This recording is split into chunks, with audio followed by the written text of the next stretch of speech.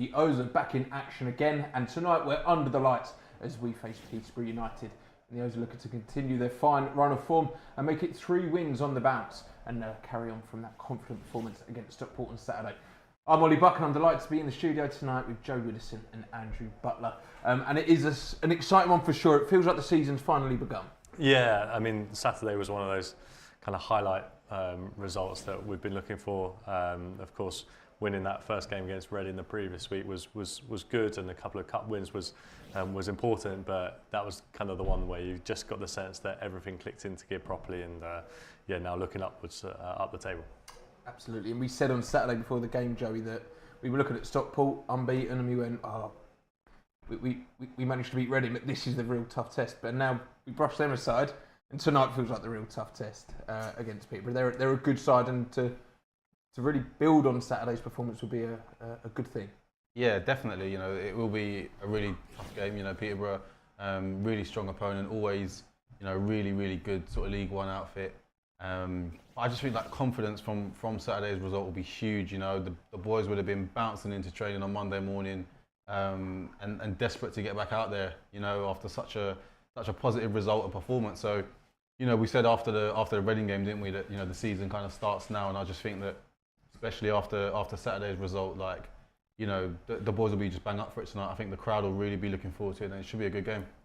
Well, the O's are unchanged from that victory on Saturday, and we're going to go into the team news very shortly. But first, let's hear from Richie Wellens. Peterborough to come tomorrow night. They got a 3-2 win on Saturday against Bristol Rovers. What kind of test are they going to put to us? I think for quite a real long time now, whenever they've been in League One, they're a really strong League One. You expect them to be in the playoffs year in, year out. And they got to the stage where it was a bit of a yo-yo team from the Championship to League One. And they've made a lot of money in player sales, a great model for a lot of clubs to look at.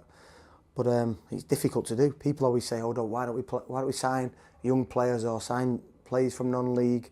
It's tough. It's really tough. They put the money where the mouth is. They sign players for money from non-league. They get the scouting systems, right? So, and then obviously when they do sign them, they put them in the team and produce good players and earn a lot of money through resales. So I think it's a really good model from a club.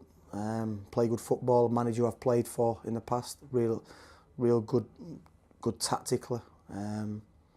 So I expect nothing more than a hard game, but I think they'll be there and abouts at the end of the season. And tomorrow night is our second of 4 back-to-back Saturday Tuesdays. Just how tough is that for you as a manager, and how important does your squad as a whole become? Yeah, I mean, you go through stages where it's tough for everyone. You look at these Premier League players who are coming out and complaining about the number of games, and I totally get it, because they have the World Cups or the Euros, so they can go 2 years basically playing football the whole time. And when you get to our level, some of the squads ain't as big. We're all right at the moment, so we can deal with Saturday, Tuesday. But sometimes it's tough. It's tough not on you, not just physically, but mentally as well. So we need to make sure that we give the players a proper rest.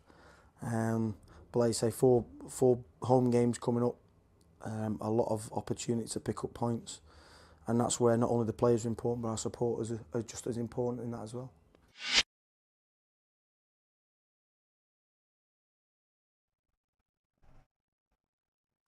Top stuff there from Richie, but he's not giving any of his players a rest tonight, as he alluded to in that interview. It's unchanged from Saturday, so let's take a look and remind ourselves of how the O's line up.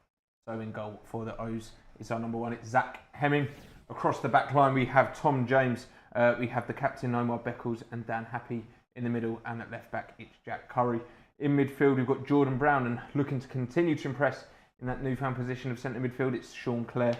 The 3 behind the striker are Ollie O'Neill, Dan Adji, and double goal scorer from Saturday Ethan Galbraith, and leading the line is Charlie Kelman. And on the bench for the O's is Noah Phillips, Dominic Ball, Brandon Cooper, Jordan Graham, Lewis Warrington, Sonny Perkins and Jamie Donnelly. Any surprises there from you, Butler? Because Andrew, he spoke about having a big squad and resting players, but he clearly doesn't feel he needs to. You don't change a kind of a winning lineup, given how dominant we were on Saturday with scoring 4 goals. Like Joey said, the players will be coming in buzzing. Those little knocks, injuries, tiredness, stiffness, whatever from Saturday suddenly kind of miraculously just dissolves on the Sunday and the Monday. So I'm sure that Richie would have seen enough on Saturday to just think, actually, this is a really, really well-drilled unit. I'm super impressed with the squad so far this season. I know that the results haven't been going our way, so I'm surprised in some respects that no one's kind of come in for any of the team that's played on Saturday. But in the same token, you don't change a team that's won 4-1 away at Stockport.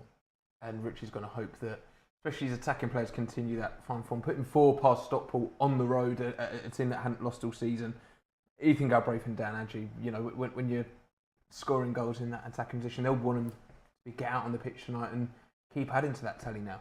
Yeah, absolutely. You know, they'll be looking to continue that form, and you know, it's interesting because I remember the week before we were actually talking about, you know, Ethan and trying to sort of see if he could. We know he's such a good footballer, such a technically gifted player. You know, got great enthusiasm, covers ground. But can he add those goals, those assists, those match-winning moments to his game? And you know, obviously he's shown us what he can do on Saturday. And you know, the same with Dan Adjie.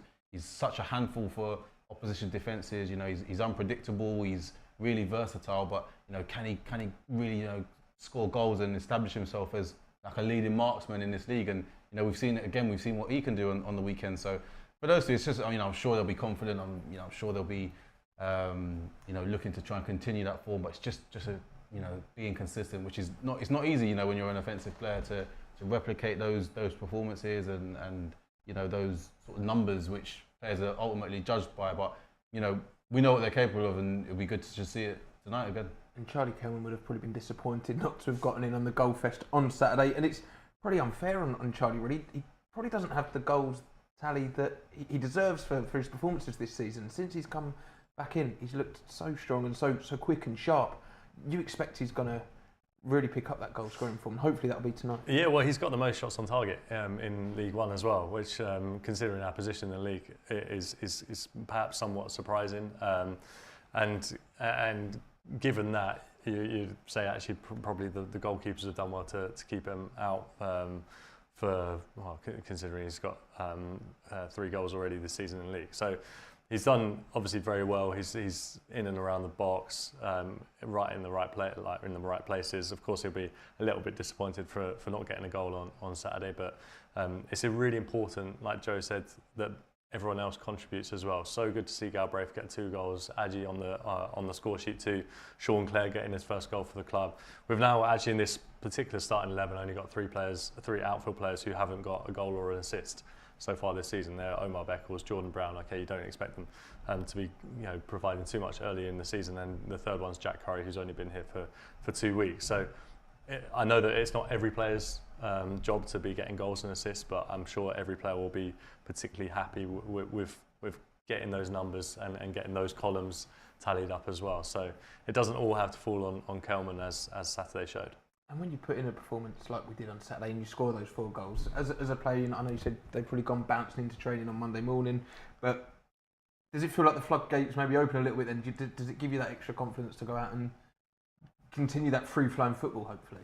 Yeah, you know, hopefully, you know, we see that freedom and we see that kind of, you know, we want the boys to go out and just express themselves. And I think, you know, when in the early weeks of the season, when results weren't going so well, you know, naturally, I think it's sort of just human instinct to sort of be, you know, when your confidence isn't at a high level, you're going to be a little bit restricted. You may not sort of take as many risks, or you know, perhaps play a bit kind of limited. But you know, I think, you know, after the last 2 results now, just the confidence that the boys will have, I think you just can't underestimate it. You know, when you're feeling confident and you're playing football, you feel almost invincible. And I think especially for offensive players, confidence is just a massive thing. You know, and you know, we've spoken about the likes of, you know, Dan Adjie and Ethan Galbraith, and I think, you know, getting those boys involved early on, getting them on the ball, you know, that first pass and good touch, and maybe you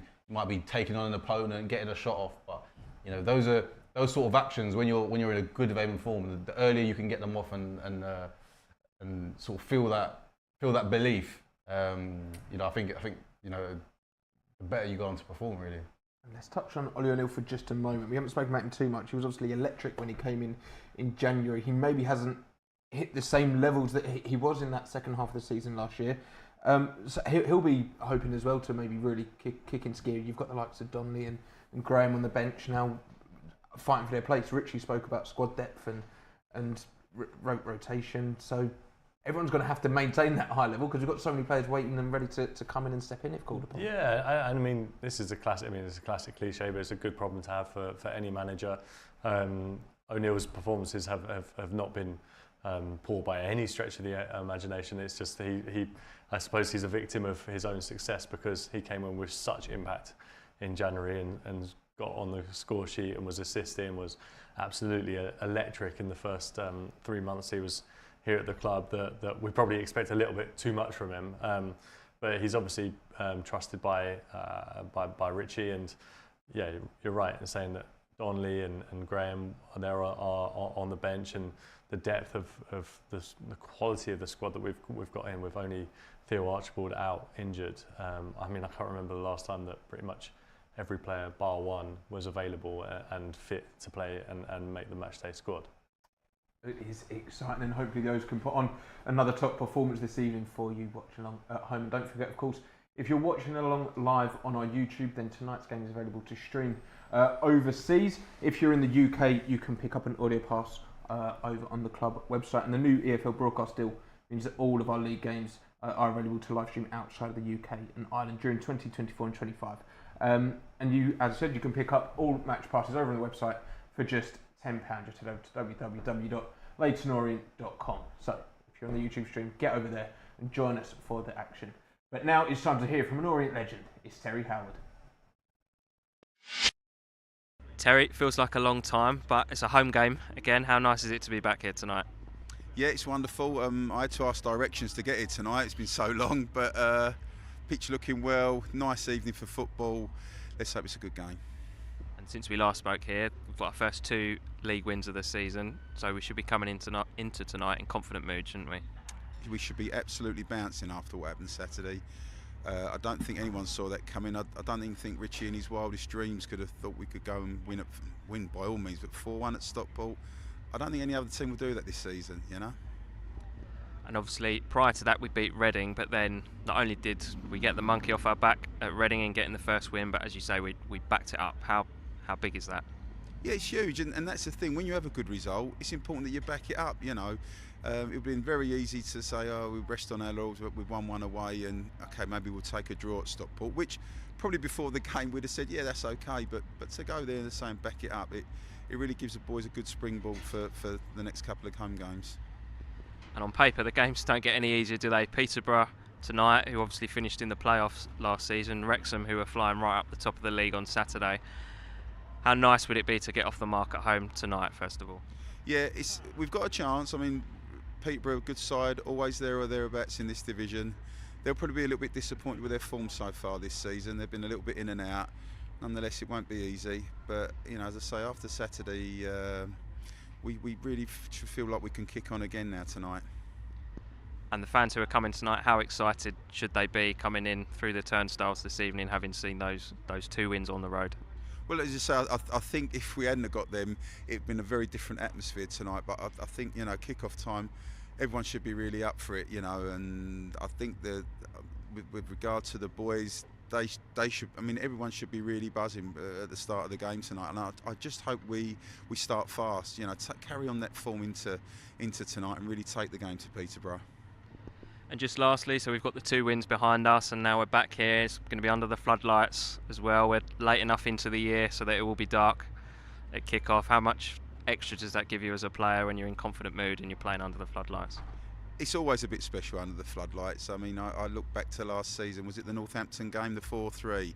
And that was special, you know, and I was lucky enough to play in a couple of games like that where we score last-minute goals. I don't know what it is. It's just something about underneath the floodlights. You ask any football fan, you know, I think a lot of their best memories come from games under the floodlights. It just seems to stick in the brain a little bit more.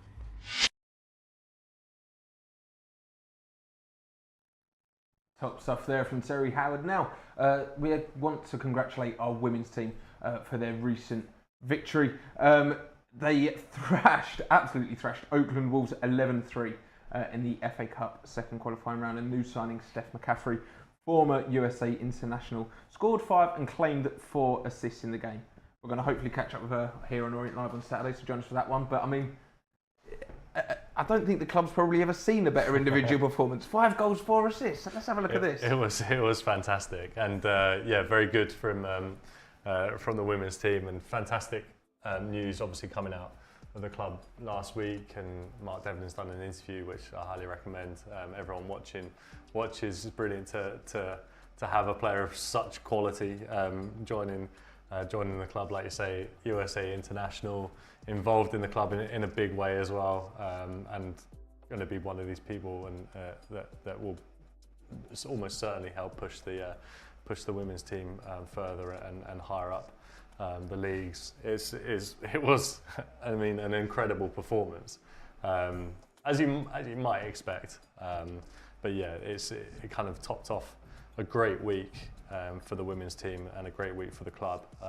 Obviously everyone knows where we want to be getting the women's team to in future years, and yeah, so lovely to see Steph performing like this.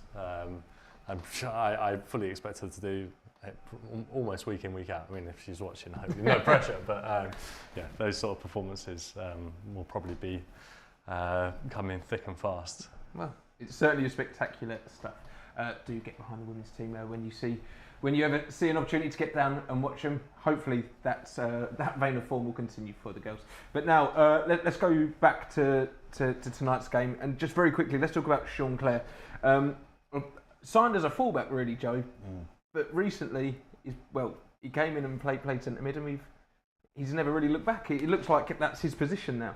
Yeah, I think we were, probably Richie was aware of his versatility and the fact he could do a job in midfield. I think we all know that Richie likes players who can, be moved around and sort of filling at different positions. And yeah, he's really shown that he's so at home and so comfortable in midfield. I think we were quite surprised, after the Reading game, pleasantly surprised with, just how easily he slotted in there.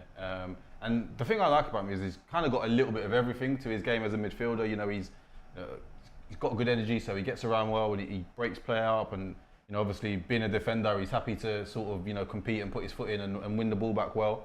But then also he's shown sort of like good feet at times. He's shown an eye for a pass. Gets turned well and plays forward. Doesn't just sort of play safe and short passes, but he's happy to try and break lines of his passing. He's got great energy to try and sort of get beyond into more advanced positions as well. And yeah, just looking like a really sort of accomplished midfielder, I think, at the level. And we've sort of unearthed a little gem there, I think, and it looks like a good switch so far. Let's take a look at some highlights of his season so far. And he said in his pre-match interview, Andrew, that it's a position he's actually played a lot of in his career so far, and at younger levels. And you can tell that, can't you? Some fullbacks maybe look a bit uncomfortable. There's none of that about him. Yeah, totally. Yeah, and he's a player that actually looks like suits him a bit better than that right back role. He was excellent against Reading. Obviously tops off the performance against Stockport with his first goal for the club. But it also there's an element of having him in central defensive midfield. And I know we're not talking about him, but it does mean that we can fit Tom James in the same team. And at the start of the season, it looked like it was going to be that battle, or who's going to be playing right back for the team. Is it going to be Tom James? Is it going to be Sean Clare? Now we've managed to fit them in the same team, which is very positive in my opinion. So long may it continue, but he looked very, very comfortable and was crucial to that win on Saturday. It's causing headaches though, Joe. Zach Obiero not even in the squad because Richie's having trouble working out his best midfield, and obviously when it's clicking as it is, he's going to have to make these tough calls. But it is a real conundrum for Richie, having to leave out some real talent in that midfield.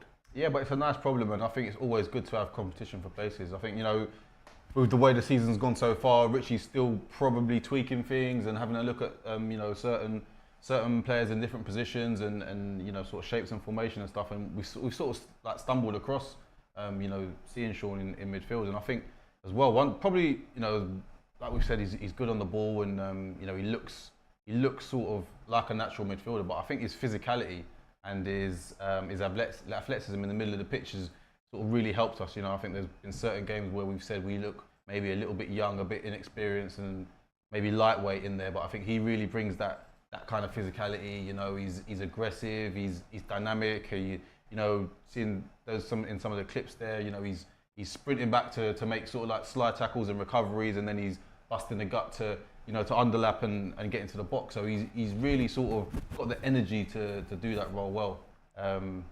So yeah, long may it continue really. And also as Andrew said, you know, we managed to fit Tom James in the team at right back, which I'm a big fan of. You know, especially at home, I just think he gives us such a different dimension, like offensively with his quality. Also on Sean Clare, I hope he's enjoying it. There was an interview that the club put out earlier, I think this week, and he was saying how much he was enjoying just being back in the area, because he's a Hackney boy. And I think we've talked about this a little bit in the past, but him kind of feeling like it's like a homecoming for him must mean something to him. And so kind of being in the team, being around family and friends, looks like it's kind of paying off. And so yeah, like we said, long may it continue. Long may it continue indeed. But now it's time to take a look at the visiting side and Peterborough United, and hopefully the O's can dismantle them tonight. But it will be a tough task for the O's, and in goal for Posh, it's their number 31, it's Jed Steer. Across the back line at left back, you have Jack Sparks, and at right back is David Ajiboye. The three centre backs are Oscar Wallin, Jadel Kotongo, and Emmanuel Fernandez.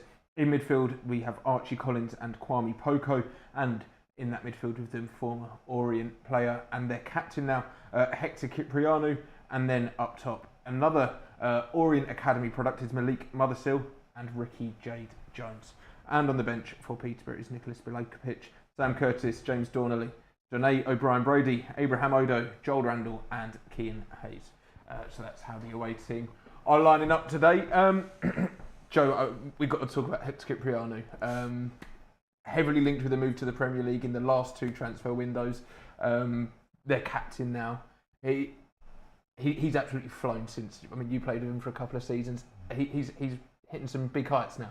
Yeah, he is, and I'm not really surprised, to be honest, because Hector has probably got possibly the best mentality I think I've ever seen from a young player. Just in the way he so driven, so determined to improve. Wanted to learn, would absorb, you know, information and help from senior players, and yeah, just really dedicated.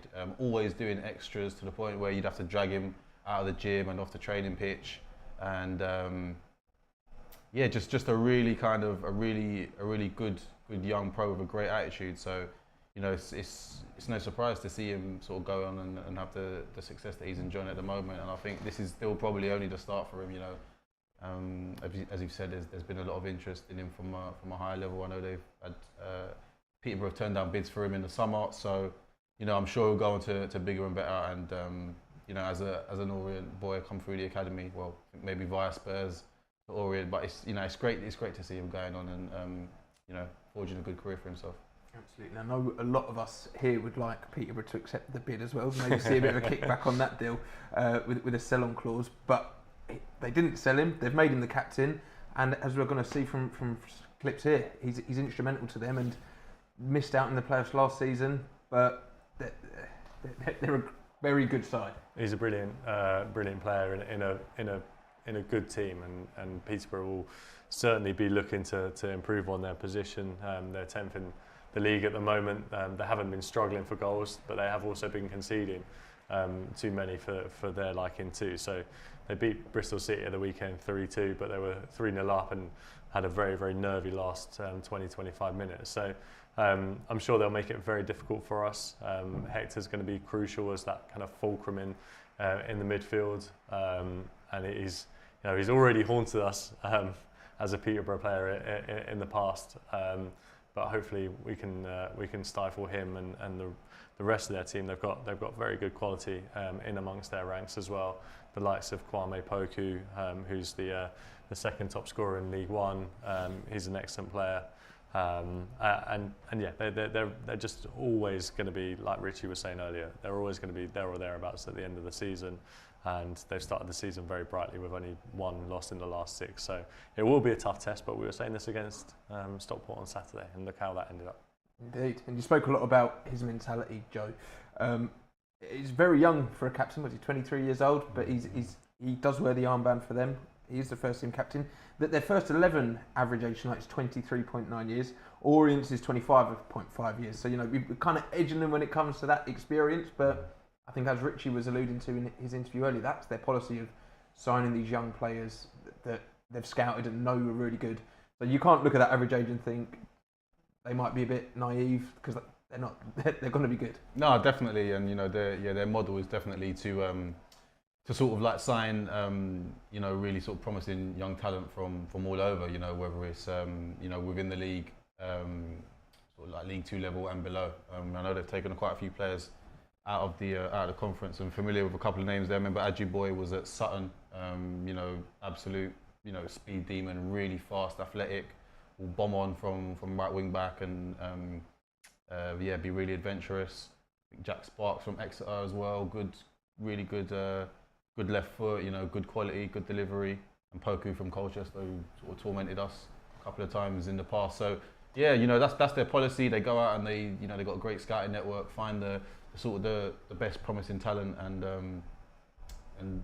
sell them on and make a lot of money. And they've been doing it for years and continue to do so. So. They're, as you said, they may be young, but the players that they've signed have been sort of outstanding at their previous clubs to get the opportunity to be there. So they're a team full of talent. Not quite in line with their transfer policy, but one more player to pick up on is Malik Mothersfield. Picked up from Chelsea's under-21s. They got him on a free. He scored against us in what was the Papa John's Trophy back then. He never played in a first-team game for Orient, but he's of a good calibre. Yeah, certainly he's got a couple of goals already this season as well. Expect him to take the shot on as well early, like we were saying about Charlie Kelman. He's kind of that type of a player. But yeah, he's nothing that this defence isn't capable of stifling. Well, it's all about the O's tonight, and hopefully we can go out and get all 3 points. So now it's time to hand over to our commentary team of Dave Victor and Matt Hiscock.